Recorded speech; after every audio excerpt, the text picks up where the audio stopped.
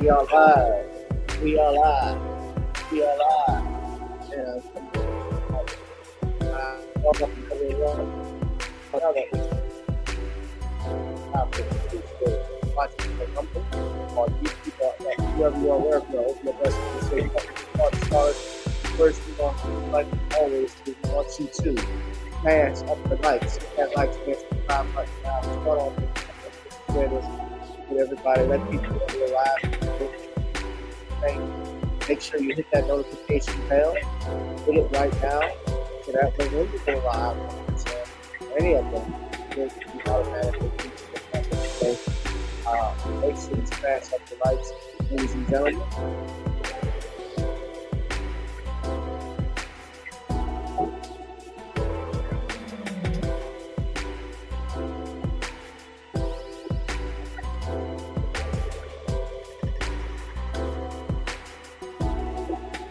About to go live.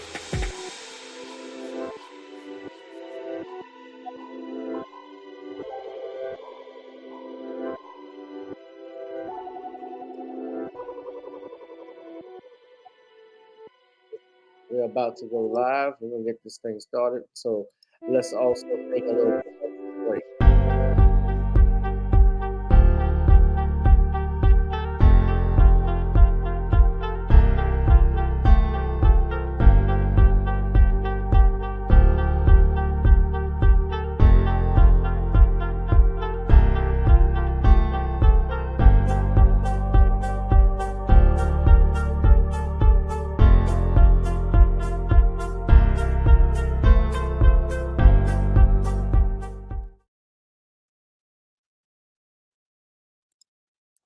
Wherever you are, hope you are blessed and doing safe. Ladies and gentlemen, greetings, family. Of course, I'm tuning in. You see me without the glasses off today. But if you're looking for some opportunities, particular advertisement opportunities, then look no further at the link at the bottom to my email address. You can hit me up for advertisement opportunities. We are supporting and promoting your businesses here on this channel. You can also, if you would like to donate and subscribe to our Patreon, a link is at the bottom as well. So you have multiple ways in which you can advertise with the platform by emailing me when we go on through our live stream. You also have access to premium content, those that want to see premium content that you will not find here on YouTube or Facebook or Twitter, as I am suspended probably by now. You guys can check out the Patreon at link at the bottom. But advertisement opportunities, definitely email me, gavin.grich1@gmail.com for rates. And for the Patreon, it is the same as the YouTube channel. It is channel gboot2786. All right, I'll holla. Peace. All right, we are live. We are back. We're live in living color, literally, ladies and gentlemen. Welcome, welcome, welcome to another exciting live stream of Random Topics Tuesdays. I am late but all time, and I've just been a busy man today, so if you're seeing me now at 8:30, that's been the reason we're going to get started. I think it's not going to be a long show, but this is prime time, so it's not really a late time. It's not time to go to bed, because we got trouble on our rise. We got stuff going on in the world. We want to share with everybody what's going on here. And I'm talking today about the pick for Vice President Tim Walz, at least the Democratic ticket.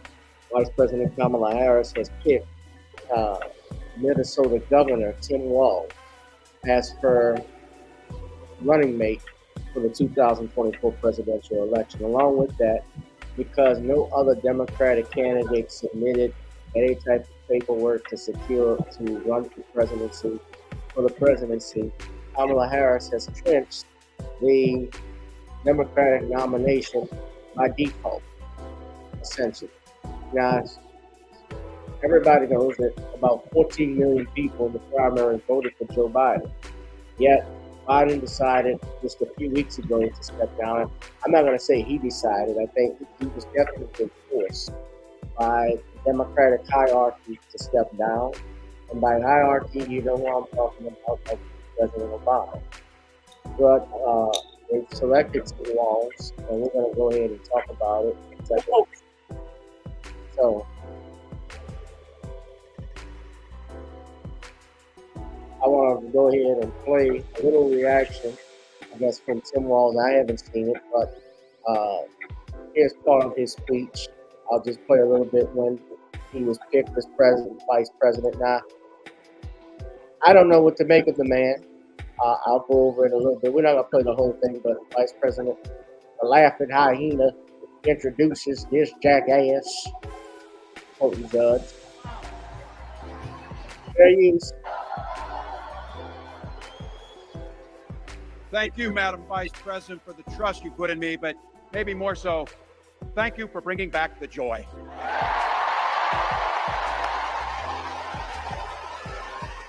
I'm thrilled to be on this journey with you and Doug, this incredible journey. And Pennsylvania, I know you know this, but my God, what a treasure you have in Josh Shapiro.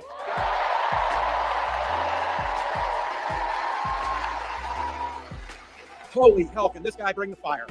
He can bring the fire. This is a visionary leader. Also, I have to tell you, everybody in America knows when you need a bridge fixed, call that guy.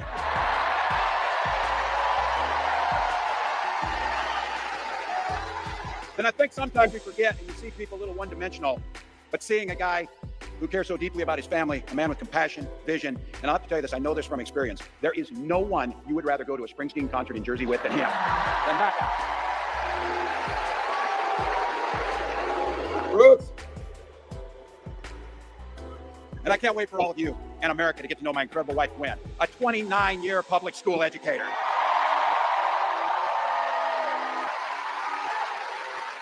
Don't ever underestimate teachers.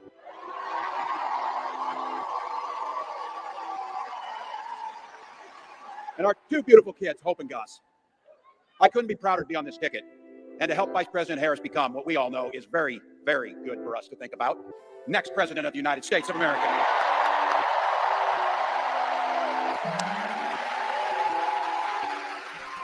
From her first day as a prosecutor, as a district attorney, Attorney General of the great state of California, a United States Senator, and Vice President of the United States.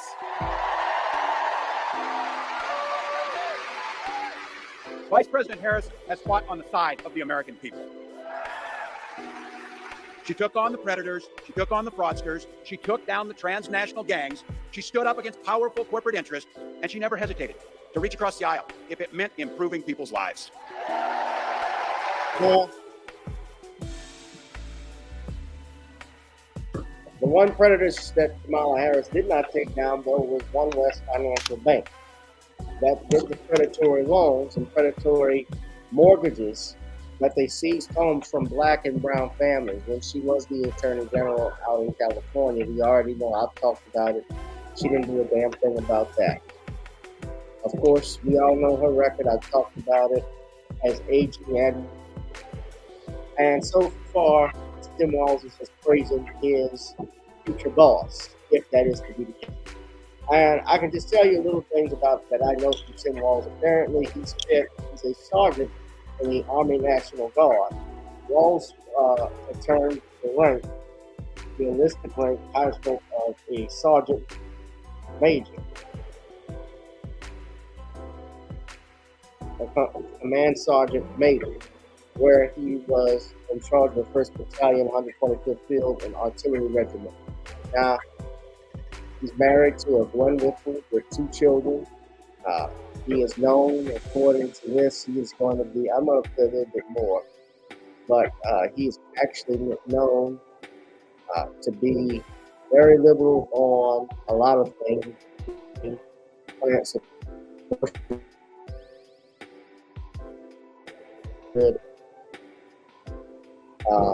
Immigration,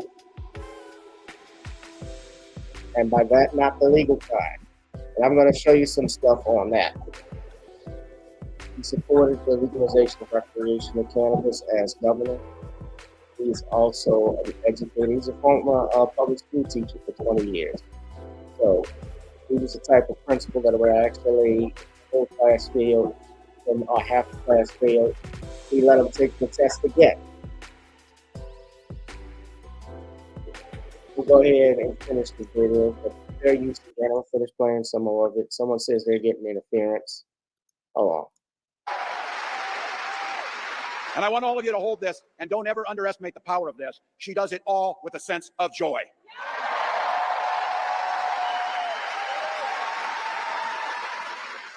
I know a little something about that commitment to people. I was born in West Point, Nebraska. I lived in Butte, a small town of 400, where community was a way of life. Growing up, I spent the summers working on the family farm. My mom and dad taught us, show generosity towards your neighbors and work for a common good.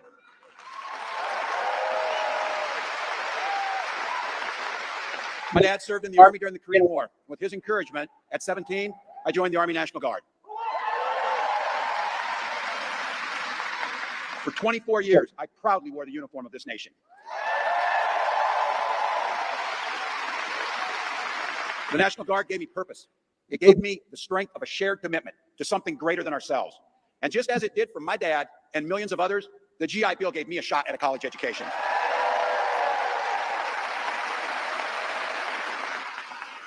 My dad was a teacher. My brothers and sisters and I followed in their footsteps. 3 out of 4 of us married teachers. What we do. For nearly 20 years, I had the privilege of teaching high school social studies and coaching football, including winning that state championship. Thank you. Don't ever close the yearbook. But it was my students. They encouraged me to run for office. They saw in me what I was hoping to instill in them, a commitment of common good, a belief that one person can make a difference. So in 2006, I took a leap and I ran for Congress. You do great actors in there too. And because high school teachers are super optimistic, I was running in a district that had 1 Democrat since 1892. Well, my neighbors graced me an opportunity to represent them in the United States House of Representatives. Most of these vice presidential picks, we don't hear anything. We don't know anything about them. The country doesn't know anything about them, so it's usually not something that impressed you. But he's got the nomination. Well, at least for vice president. He's the pick. And they're having this rally in Philadelphia. Now, in the New York Times, interestingly, they have a scale about this. They actually did a scale on Governor Walz. And I'm looking at him, and I'm like, just looking at Walz, I mean, he looks like he could be Mickey. I thought that was Mickey Rooney at first. I was like, what Mickey Rooney doing up here? I thought he died.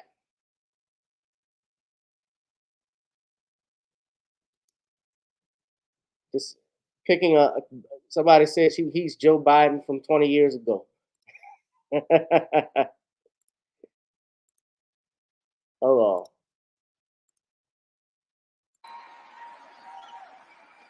and to his former. Donald Trump sees the world a little differently than us. First of all, he doesn't know the first thing about service. He doesn't have time for it because he's too busy serving himself. Like all regular people I grew up with in the heartland, JD studied at Yale, had his career funded by Silicon Valley billionaires, and then wrote a bestseller trashing that community. Come on. That's not what middle America is. And I got to tell you, I can't wait to debate the guy.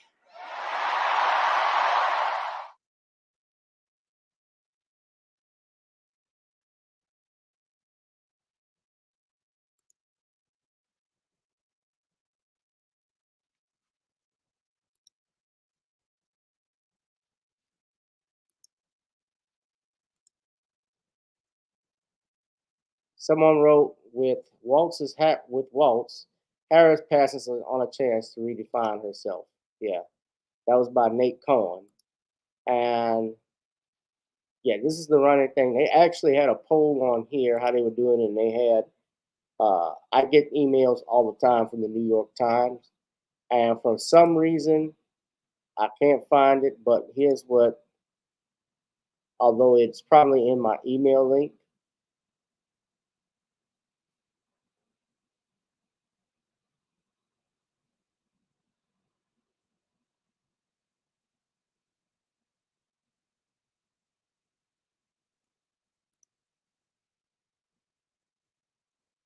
But okay, it's not letting me. I hate when it does this when you click on it. Yeah, she didn't. She passed up on Shapiro. There were some others, and Shapiro is Jewish, which they think. I don't know if there was some how good that would have how that would have turned out. You know, although she's married to Kamala Harris is married to Doug Emhoff, who's a Jewish man. Uh,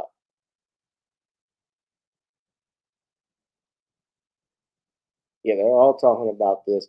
Nothing about him impresses me so much. Although, yes, he has a military record. J.D. Vance has a military record. He was in the Marine Corps. Now, not as long as Vance. He is in the back. But y'all know what my daddy is part, Elder Richard is part of, you know, he does not like Donald Trump at all. But I don't think my father, like a lot of people in our age group, do their research, especially on not Kamala Harris either and Trump. You know, he's part of that. You know, that crowd, just like a lot of our family members are. They support Biden and so forth. No, I'm not impressed with him.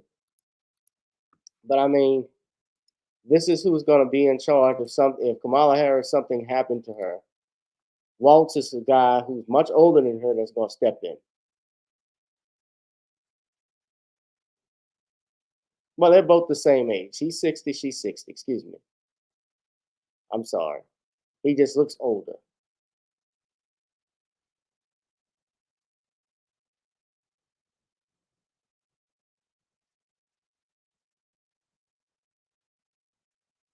They say he rouses the crowd with a smile. Yeah, he's a former football coach. So we got a former football coach as the vice president, and the election seems like we fired the head coach and replaced him with one of the assistant coaches. Interesting enough, that's how it comes off. But there are some things I've just been doing some research. What doesn't impress me about Tim Walz? Hold on, and let me. Yeah, the vote blue no matter who. What's up, Tyree? Make sure you all please drop something in the Cash App, PayPal, or Zelle if you can. Let me put my music back on. Now, the New York Post, and I'm not a fan of it, but they had an article on Tim Walz and Elizabeth Warren. Now, I'm going to first show you some stuff on Elizabeth Warren. Now, earlier, I want to say last week, this article came out, and it says Elizabeth Warren says 11 million illegal migrants need pathway to citizenship. That's Kamala Harris to work to get it done. So, Senator Elizabeth Warren predicted. This is the one Trump calls Pocahontas. Real Pocahontas.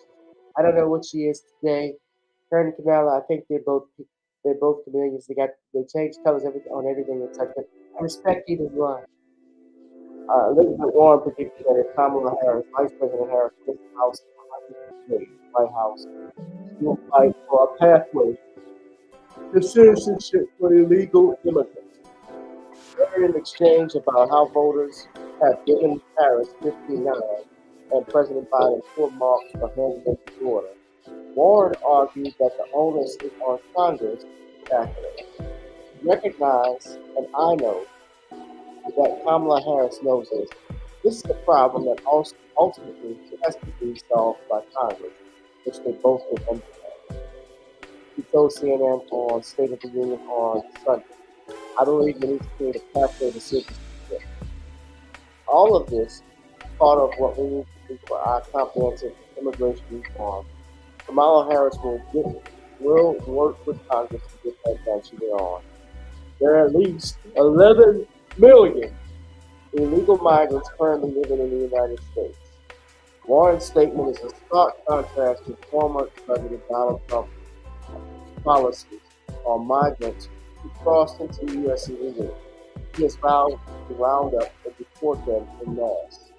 Massachusetts Democrat also blamed Trump over the failed border security agreement that went up in flames in the Senate earlier in the year. Warren, like many Democrats, accused him of fueling a border security plan in order to prepare for election. Republicans who voted against it argued it was woefully insufficient. It's really a question of who do you want you trust on the border? Do you trust someone who has actually been a prosecutor, who has been in the border state, who works with Congress towards a solution, or do you trust someone who says, chaos is politically helpful to him, Warren added.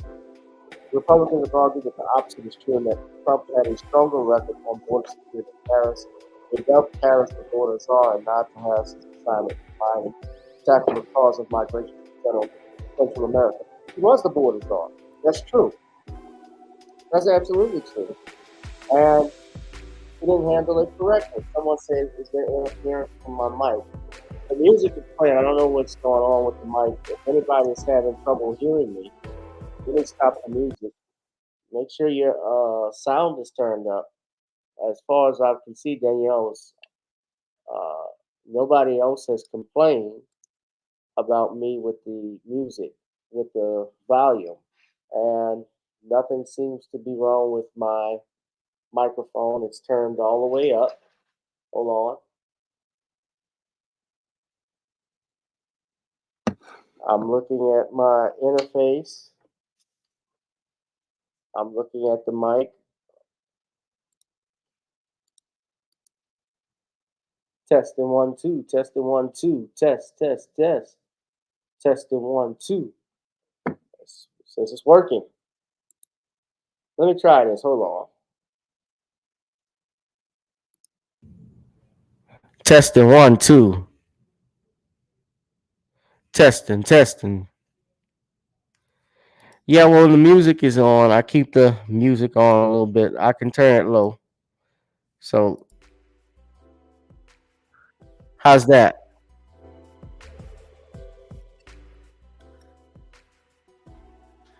Let me know if that's better.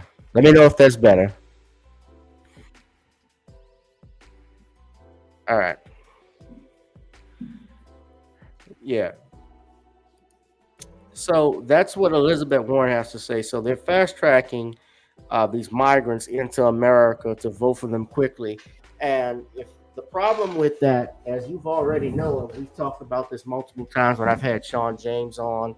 I've also had on Judge Joe Brown and others, is that if you're fast tracking legal migration to America, most Latinos who come here, first of all, if they register to vote, which is what the Democrats hope them to do, so that they can fast track it, because pretty soon the United States will not be a majority white nation anymore, then you can get migrants to come in and vote for you. The problem is that most of the migrants, especially coming from Latin America, especially people coming from Mexico, vote conservative.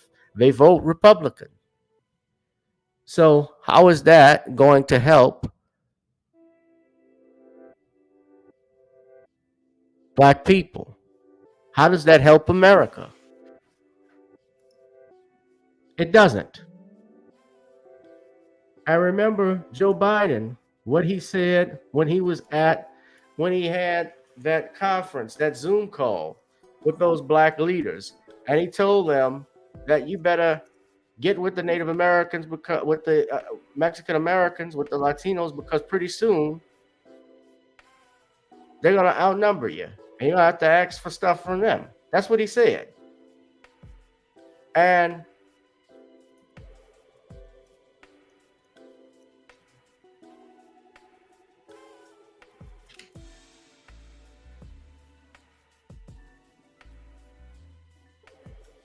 he put those Negroes in their place, yes. This call, let's not forget, I showed this. You had Cedric Richmond, Mark Morial. I can't see some of them. Mark Morial. You had Kamala Harris was on the call. Al Sharpton, others. And listen to how he talks to them. Hold on. Remember this? Listen. Country is going to be white women overwhelmingly voted with me, and Black women were the two places where it was overwhelming, because we spoke to those concerns. And Vanita, you know what I'm talking about. You and I have talked before. I don't carry around a stamp on my head saying progressive and I'm AOC, but I have more of a record of getting things done in the United States Congress than anybody you know. Anybody you know of getting things accomplished. And that sounds so self-serving. I know that, but this is going to really be hard. This is going to really, really, really be hard. And let me conclude and turn it over to Kamala, who says, what the hell am I doing with this guy right now? But all kidding aside, I've known you my whole life, most of you. I've worked with you my whole life, most of you. I've been around doing this for a long, long time. I don't always get it right, but I always take responsibility. When I get it wrong, I acknowledge I got it wrong. But my overarching objective, if we cannot make significant progress on racial equity, this country is doomed. It is doomed, not just because of African Americans, but because by 2040, this country is going to be minority white European. 60 Hear me? years from now. Minority white European. And you guys are going to have to start working more with Hispanics, who make up a larger portion of the population than y'all do in terms of raw numbers. We're going to have to be working with a whole group of people that, in fact, are the single most diverse democracy in American history and anywhere in the world. And we got to figure out how to unify this country. And you've been the leaders of being able to do that. Not a joke. And so there's some things that I'm going to be able to do by executive order. I'm not going to hesitate to do it. But what I'm not going to do is I'm not going to do what used to, Vanita, you probably used to get angry with me during the debates, when you'd have some of the people you were supporting say, on day one, I'm going to executive order to do this. Not within the constitutional authority.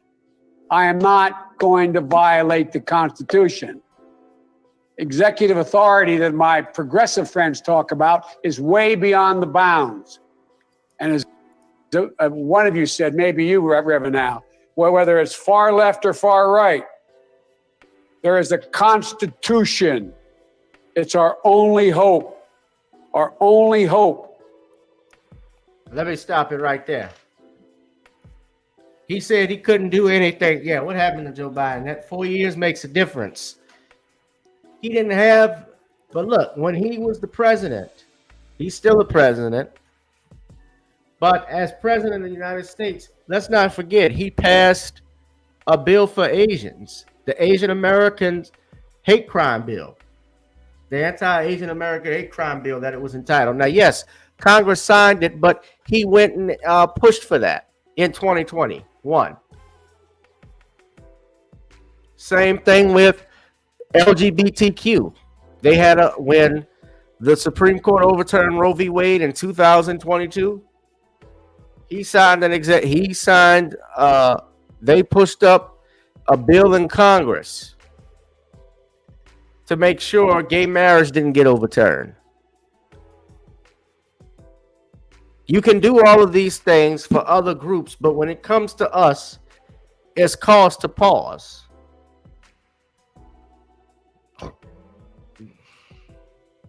And let's not forget, first of all, illegal migration is not in the Constitution. In fact, it violates federal law. And you're pushing the fast track citizenship for people who broke the law, that came into this country illegally. That's a fact. It's a violation of a federal code.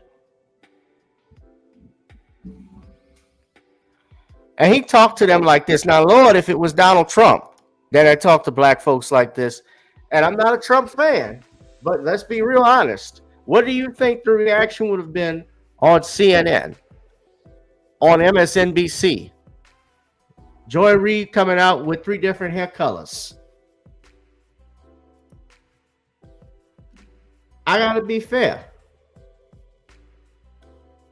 And tie that into Mr. Walz, Governor Walz, he's gonna be no different. Because what I'm seeing from Tim Walz, and here's my sources from New York Post, he is very pro-friendly on illegal migrants. He has supported efforts to turn his home state into a sanctuary state while he was governor to cater to undocumented migrants. He said, quote, "My position on Minnesota becoming a sanctuary state boils down to who has the responsibility for enforcing immigration laws." Here's what I believe. Congress has been given federal agencies the authority to enforce immigration laws in Minnesota, and I support their doing so. Congress has not given local law enforcement that same authority. The role of law enforcement is to enforce state and local laws, not federal immigration laws, and I strongly believe they should not do so. So he's not going to enforce any migration laws. He wasn't doing it as governor. What they're doing now, what we have with the Biden administration, you think it's going to change when he becomes vice president? You have Kamala Harris, who is the vice president currently and has been cited as doing such a disaster on that border. You know,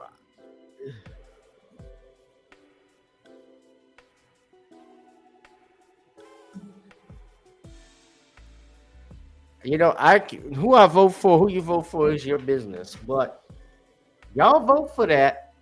I'm going to just say this. They say if you don't vote, you can't complain. I think it's the opposite. If you vote and you put somebody sucky ducky in, you shouldn't be able to complain. George Carlin used to say that. George Carlin, the late George Carlin, who was a funny comedian, one of the greatest stand-up comedians of all time, he was known to be, quote, anti-establishment. He had stuff against religion. He didn't support institutionalized religion. He also didn't support the government, but he didn't support voting. To vote meant to hope. And, he was the type that he felt voting, he didn't vote because it's garbage in, garbage out. You know something, Danielle? I will say this because I saw Brother Phil Scott. A lot of black men, I don't think we should just sit on the couch in 2024. Because I'm going to tie that in next to my next talking point. So many black men. We got 31 people in here. I think we got even more. Make sure you all are smashing up the likes. Hit that like, share, and subscribe button. Shout out to Torrin Floyd, a new subscriber. Tylene, DeAndre, a bunch of my regulars in here, new people that I see. One who cares. Thank you. I saw you on X.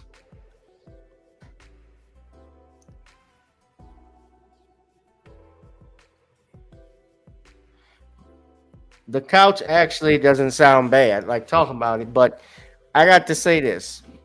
When you mention the couch, I see a lot of black men, especially what happened today. I'm going to show you this. Now, speaking of shills, Jamal Bowman, who just lost his seat out in Congress, fire drill Bowman because he pulled that fire alarm to stop a vote. This is how he reacted when Walz was the nominee. Go! Pick. High school teachers stand up. Public education stand up. Educators stand up. Young people stand up. Working class people stand up. It's Walz, baby. Let's go. Tim Walz in the building. Time to win in November, y'all. Let's go. All hands on deck. No staying at home. Let's go. Sit your ass down. Fake ass. Oh, my God. This is chilling. Yes. Let's go. Let's go, teachers. Let's go, government workers. Let's go, Mario Kart players. Let's go. That's video. I gotta look at it later of Trump talking to some black businessmen supposedly. There's hardly places for trucks to park, diesel trucks, let alone charge. This happened in Atlanta, from what I'm reading in the description. See how that's description. going to work, and just the cost of it. Like I was talking about, out of California, he was leading this push under CARB, California Air Resource Board. Right. Their goal is to ban electric trucks in the state of California, basically to bring the goods in, set up cross-dock operations, and electric trucks. I don't know who any of these black people are in here. I don't recognize them. California's leading the way, but New York, New Jersey, Illinois, they're all starting to go down this same road. And it's just going to drive up costs even more for the consumer. And the economy just is not the same, and inflation's been eating your heart out, hasn't it? Eating more than my heart. That's yes. Feel it. Go ahead. So thank you very much. Thank you. Thanks. Then I'll pivot over to Carl. Carl, you do a lot of huge projects. Of course, I was proud of you. In terms of, you remember in the Trump administration, everyone used to hear the word permits.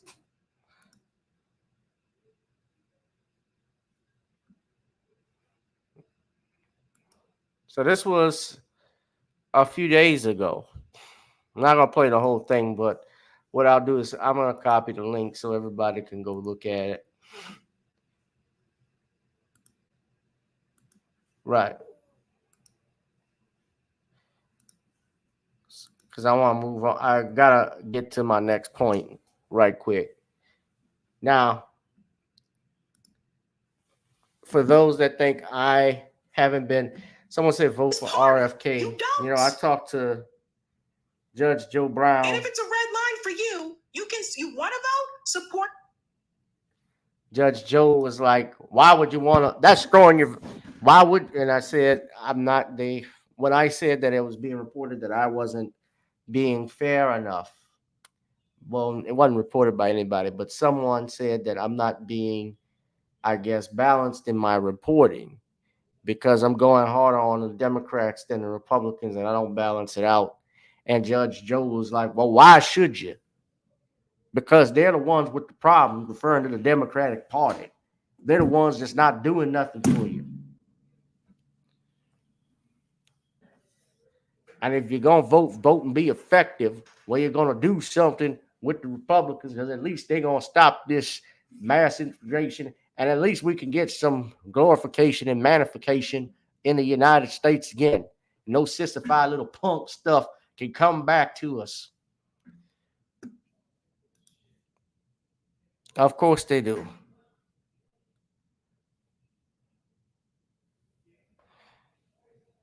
That's a good point, Torrin. Yeah, black people don't understand black businesses make up more government contracts than white or other businesses. And they kill our businesses with these ideas that are not translatable to real world day. Yeah, absolutely. Of course, black-owned businesses, they need government contracts. You have black-owned, not just construction workers, but I'm going to say the black truck drivers and so forth who are independent. They depend on this stuff. Yes. People who do international trade, they depend on stuff like that. So yeah, it's hurting. The economy is bad right now. But I was going to say what you have and why more black men, especially myself, are independent now, in the middle. And we're not promising anybody anything, but we're not damn sure not going to be a slave to one party. And especially we're not going to be shamed into voting. And I want to point something out to you, because this was on CNN, and I'm going to play something. I'm going to see if I can find it. The guy from CNN made this remark about these black male voters. They were asking them whether or not they were going to support Kamala Harris, Vice President Harris, for president. And you had this commentary. Yeah, I saw this commentary here by one CNN analyst. I want y'all to listen to what he says. Now, this fair use, by the way. Oh, I want you to hear what they think. A little more likely or less likely? likely? How long will the honeymoon last? And they're talking in a barbershop. Now, of all places you can talk to black people, you go pick the barbershop. Nothing wrong with the barbershop, because that is a black man's country club, no doubt. But don't you think there are other places you could meet black men? In a library, in a town hall meeting, they can have discussions. Now, I'm not saying nothing is wrong with it, but I find it interesting that they picked that setting, is the point that I'm making. But let's continue. That's not the big issue. To vote fair use. Democrat. Fair use. Hold on, Ray. Hold on, Ray. Is Kamala black? Yes or no? Now they jumped to this. I'm going to let her speak on that. Now I think they purposefully I don't know who that gentleman is, but they purposely wanted to get that point across about debating her black identity, her racial identity. And I don't think it was by coincidence that they started off with that. But to me, no. Oh, is Kamala black? Yes or no? I share that same view. Wow, is Kamala black? Yes or no? I heard she was. I heard she's half black and half Asian. When I played that audio on my SiriusXM radio program on Thursday, many callers who self-identified as African-American were quick to tell me that those men were the exception, not the rule. Some described them as low-information voters, no different than you'd find among whites. Hey, gang, it's me, Dr. Steve, and I'm sorry to have put you through that, but that's got to be one of the single most cringeworthy attempts at gaslighting I have ever come across. If you don't know, that's Michael Smerconish. Michael Smerconish was a local in the Philadelphia area. He used to be a big Bush guy. He was a neocon guy. He's since gone to the dark side. Now, obviously, he's got a cozy job over at CNN, being another resident liberal. I take it this is a conservative. I don't know if he's the Rush Limbaugh type or just the quiet little scrawny white man who just cares about his money type.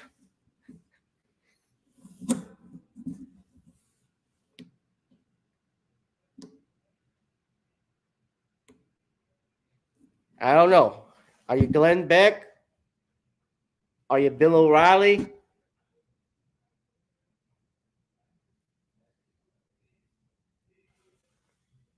Are you just a school teacher? You're just a are you just an uptight white guy? One of the two. Uptight white guy who cares about his money. Sounds like all of the above. But he goes in and he's talking about Michael Smerconish, who made that remark. Low. Listen to it again. Hold on. Find among whites. Hey, gang, it's me, Dr. Steve, and I'm sorry to have put you through that, but that's got to be one of the Exception, not the rule. Some describe them as low information voters. A low information voter.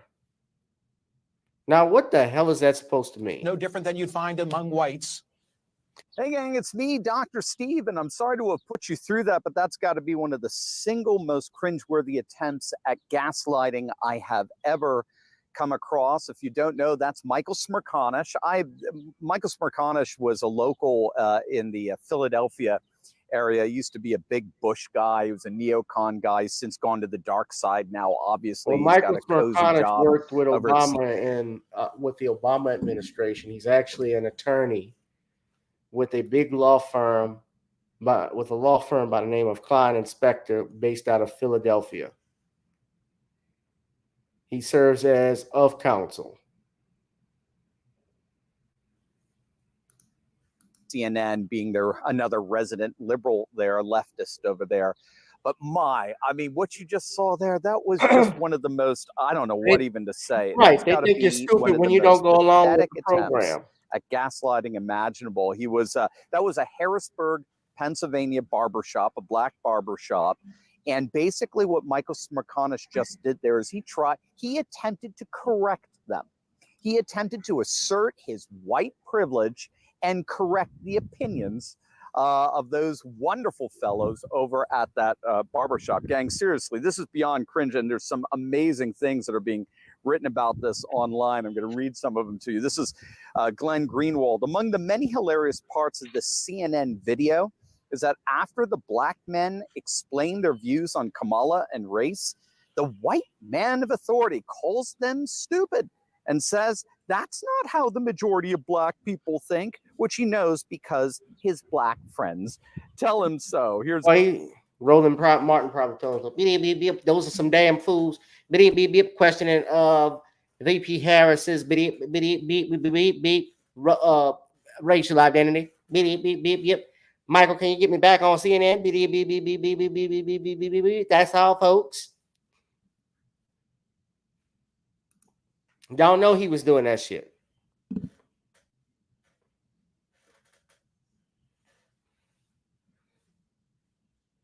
When you don't go along with the program, they insult you. Yes, and they didn't get to, I didn't see if there were the rest of the video, but I was interested to see what they were thinking about voting. Who would you vote for? Stuff of that nature. Why aren't you? If you're not registered to vote, why aren't you? Can you explain why? What's the problem with the Democratic Party? Do you have a problem with the Republican Party if you're saying you're staying home at the couch? Stuff like that. But instead, they decided to show that because they wanted to show and call these black men as stupid. And that's a pattern that I have been seeing more and more and more. You know, to question Kamala Harris, and I got to say, about her record. I've even been called out by people like that. There are people doubting you. Like, I didn't read the shit. Like, you didn't see, you didn't see her record online, which is public record, by the way, as a prosecutor, as a DA. I've done all of that. That's out there. That's not Gavin Richard making up stuff on Kamala Harris, Vice President Harris. I don't have to. I showed you all the news article. They quoted directly that Kamala Harris identified as South Asian before the election. I got to give Trump credit on that. That happened. I showed you all the article where she didn't prosecute One West Bank. That's actually, and you know what? Whether she could be identified as Dragon for all I care. I'm looking at her record. It's not good. And I think if she just came out and was honest about upgrade, bring background about stuff, you know, more people, I'd have more respect for it. But don't fake something that you weren't. Is the point I'm getting. And yes, she's an AKA. She went to Howard. Nobody's denying that. Like I showed y'all before, white people go to HBCUs. That's not uncommon. A lot of whites go to historically black colleges and universities in this country because it saves money. Just like majority whites buy R&B music more than blacks. Why? There are more white people in America than there are black people. Same thing why more whites listen to hip hop more than black people, because there's more of them. And these shaming tactics are going to backfire, because if you think those are low information turnout voters from Congress that you're saying you played it for your listeners, and I'm just gonna say I don't even believe you. I think you meant to say that shit. You clearly meant to say that on CNN. Why would you even say something like that? He could have talked about what the rest of their conversation was, or he could have phrased it in a different way. He didn't.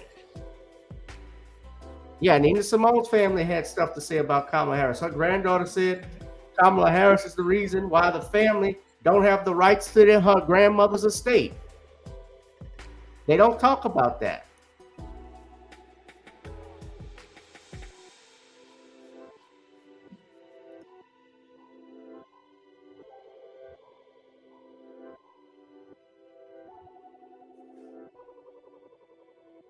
They badly want to bully black men into this. I mean, look, I saw when I don't care for Byron Daniel so much. I don't know his record, but I gotta admit, if you saw the video where he and George Stephanopoulos, and I really don't like George Stephanopoulos either, because George Stephanopoulos was an asshole to Andrew Wyatt, and I can't think of Sister Ebony. I think it's Ebony Steele. I can't remember Ebony's name, but Bill Cosby's press group came on his show to talk about the case, and he was cutting them off at wit's end. Yeah, I'll give you another one. Mike Foster, the governor of Louisiana, went to law school at Southern University Law Center. He went to school here. This was a Republican.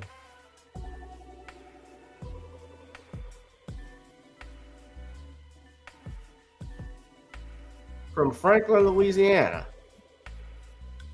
Governor Mike Foster, a staunch Republican.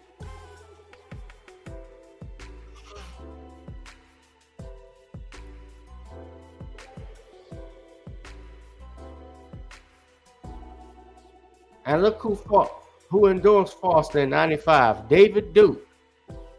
In 95, Foster paid more than $150,000 for former Klansman David Duke's mailing list of supporters.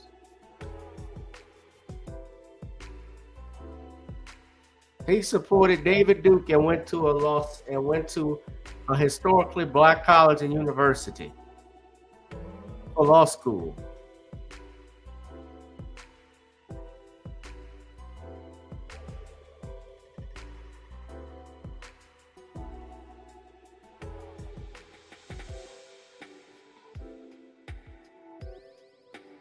Yeah, he was an alum. So that doesn't mean the fact that she's black doesn't mean anything. Rick Ward, yeah, he was a Republican white guy. I know Rick Ward. He was a district attorney out in 18th JDC, which was Iberville. Well, I say Iberville. I say Iberville out here. Iberville, West Baton Rouge, and Point Coupe.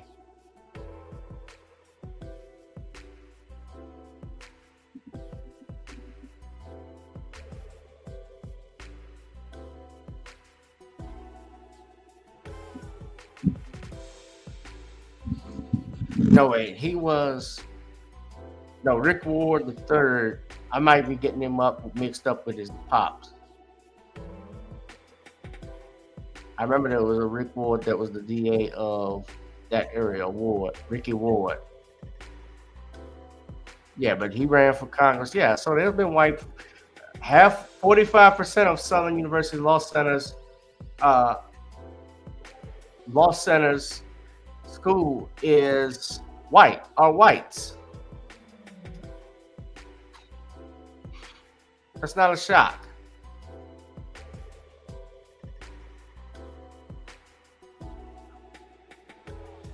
I know a lot of some of these names I know personally. Some of them I went to school. A couple of them I went to school with, like Kyle Green, Candace Newell. Yeah, I know a lot of these people.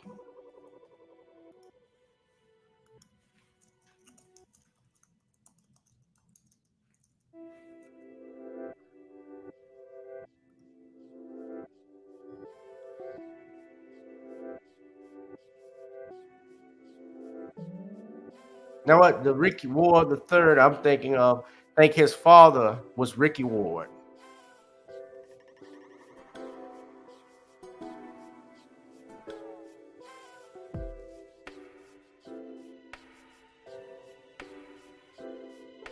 That's who I'm thinking of. But yeah, but the point is, what I'm saying, there've always been whites that have gone to black schools. So we shouldn't be caught up on image-based stuff based on that. Yeah. But I want to show everybody this video. So Byron Daniels was on ABC. Before I get a copyright strike, I got to comment through it. But yeah, he was on ABC. They were talking about Trump's remark about Kamala's Vice President Harris's racial identity. Yeah, and he had this to say because he kept interrupting the man. So hold on, let me make sure I take the music off. Hold on, let me pause it. Fair use. And you just repeated the slur again. If it doesn't matter, why do you all keep questioning her identity? She's always identified as a black woman. She is biracial. She has a Jamaican father and an Indian mother. She's always identified as both. Why are you questioning that? Well, George, first of all, this is something that's actually a conversation throughout social media right now. There were a lot of people who are trying to figure this out. But again, that's a side issue, not the main issue. The main issue, sir. One second, you just did it. You just did it again. Of the United States. Why do you insist? Now, George Stephanopoulos is being rude to this man. This man is saying, "You repeated a slur again. What slur?" He said he repeated a slur. That's not a questioning someone's identity is not a slur. That's gaslighting if I ever seen it. A slur is the N-word. A slur to a Jewish person, we'll be calling them the K-word. I'm not going to say because YouTube, y'all know what I'm saying. Or to a Hispanic, the S-word. Or Arab, there's another word with the N-word in it. You know what I'm talking about. S-N-word. I don't want to get flagged for hate speech because I'm trying to avoid it, but that's what they would be doing. But he didn't make a slur. And Byron Daniels, to his credit, he was unfazed by George Stephanopoulos' tricks. Just on questioning her racial identity. You want me to talk? I want you to answer my question. Yelling at George, now that you're done yelling at me, let me answer. He talked about it on a stage yesterday in Atlanta for 2 minutes? He spent more than 35, 40 minutes going after her record, talking about how radical of a senator that she was. She was the most liberal senator in the United States, in the United States Senate. That is a fact. He talked about the job that she did as vice president of the United States, a job, I will add, which has been a failure for the American people. I know you guys like to glom on to this that he talks about in jest or in a serious manner for about a minute or so, but what you do not cover is the litany of failures of Kamala Harris. That's what you're not covering, George. So questioning somebody's racial identity for a couple minutes is okay? George, I'm going to tell you again, he brought it up. AP is the one that wrote the headline when she first came in to the United States Senate. Didn't talk about her being black, talked about her being the first Indian American senator. AP brought that up. I mean, George, we can have this conversation for the entire segment, but none of this matters to the American people. What matters to the American people is, are we going to have the same policies of the Biden-Harris administration that has been destructive of the American people, or are we going to have the policies of the Trump administration, which put America first, had low inflation, prosperous Americans, no matter your race, no matter your color, no matter your creed, and a foreign policy that kept America safe? Those are the facts that truly matter, because this issue is going to come and go. The lives of the American people is what's going to remain, and that's what matters more than anything else. If it doesn't matter, I don't understand why you keep on repeating it, why the president keeps on repeating it, why those introducing the president George, actually, I'm not the one who keeps repeating it. George, you're the one that's bringing it up now. That's you've done it, sir. You've done it. You've done it 3 times. I mean, he's Ether and Stephanopoulos. You brought it up. He did. single answer you gave me. Now let me finish, sir. George, Every single answer you gave, he repeated the you slur. asked me, George. That's why I'm pushing back on you now. George, you Right, asked me the question 3 times. I responded, but I'm and every single time you repeat the slur, that is exactly my point. You simply can't say that it's wrong. George, so then what you're saying, and I want to get off this topic because it's not the only thing that's going on. But George, now you're saying that AP is the one that slurred Kamala Harris because those are the facts. You can go to the internet and look at the clips, George, if you want to, or we can talk about this now. I prefer to talk about the future of our country because the American people are struggling. The American people do need serious policy decisions to be made, and they need serious leadership on the world stage. Kamala Harris has not proven that she can do that. Donald J. Trump has proven that he can do that. AP did not say that Kamala Harris is not black. She is biracial. She is Indian. She is black. You continue to repeat the fact that you continue to repeat the slur. I don't understand why you and the president do it, but it's clear you're not going to say that it's wrong. And you've now established that for our audience. But again, that's a side issue, not the. I mean, I would never go on ABC. And let's not forget Miss Scott, who was doing the NABGA conference. She was from ABC, Rachel Scott. So that makes sense why Stephanopoulos was snapping on Mr. Daniels, Representative Daniels. But he looked better than George Stephanopoulos here. If we're being logically fair, if we're being fair, he did. But that's what you're up against. This bullying tactics, these shaming tactics by having a brain. The question, they want you to go in there just with your hand on your cock. Walk it into the boot like a bunch of lemons and pressing the button for Biden and Harris. Just voting for me and I'll set you free is what the Temptation said. That's not a slur.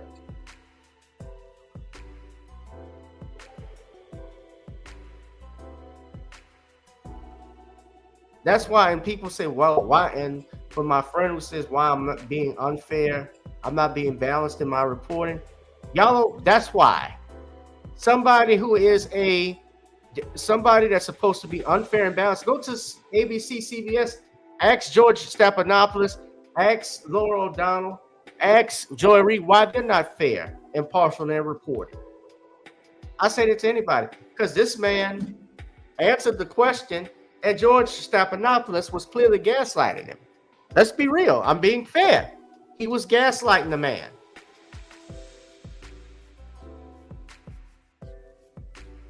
And that turns people off. How you behave very well determines how people will follow you. That's just the truth. And as much as crazy as Trump is, Trump has been cool, calm, and collective so far.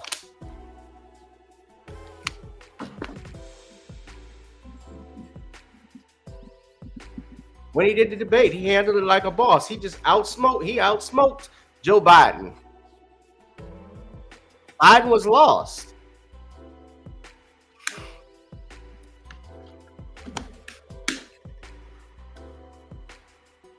That's what you're up against. And, voting is not just about going in and just vote for somebody. There's other aspect of voting that they don't talk about, like putting money up. Also, being involved in your community, doing work. We go and vote. We tell people just vote, but we don't tell them the other part about it, which is that there's more to it, that there's also a second part of that where you actually gotta put people to work. A politician is supposed to work for you, not the other way around. We put you in there to do something. It's not about these emotions and stuff, man. Put that aside.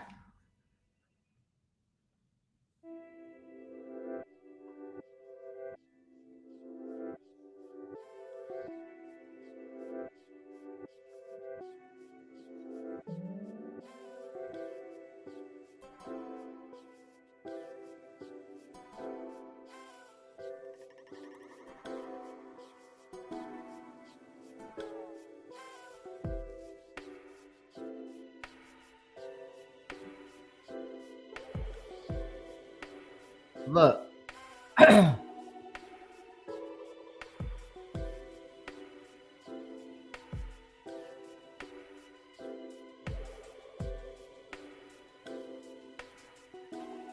we're gonna go ahead and wrap this up. But tell me what y'all think. Y'all have George Snuffleupagus, yeah, the husband to the girl from In Living Color. It's on the tip of my tongue. Alexandra Wentworth. That's her. Yeah, she was a featured player on In Living Color. I remember her. Allie Wentworth is how she goes by. Yeah.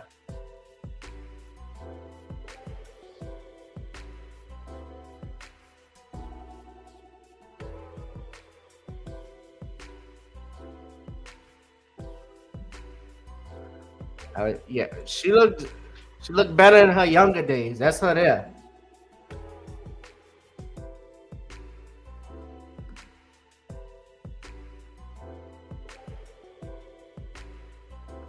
So her mom was actually Nancy Reagan's social secretary, and her father was a reporter for the Washington Post.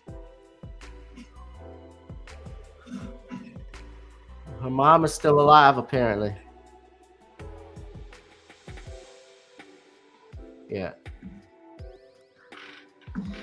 All right. Well, what y'all think?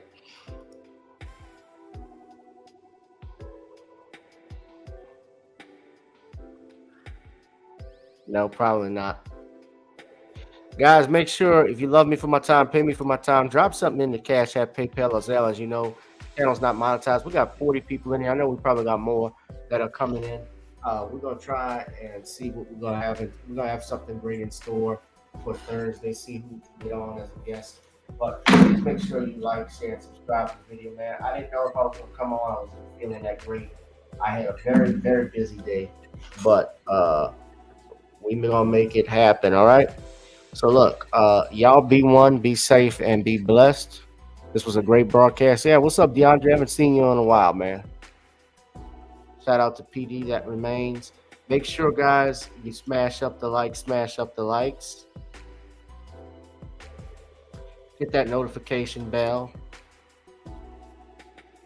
Oh, since if you want to cool off, Be My Baby for Christmas on iTunes. That's my song, my latest song. I'm actually working on some new music now. So we'll hopefully have something soon, guys. All right. Be one, be safe, ladies and gentlemen, and be blessed. I'll holler. What's going on, King BJ? Yeah, listen in. Brother Bernard, maybe we could have you on Thursday, all right? All right, bro. Be one, be safe, and be blessed.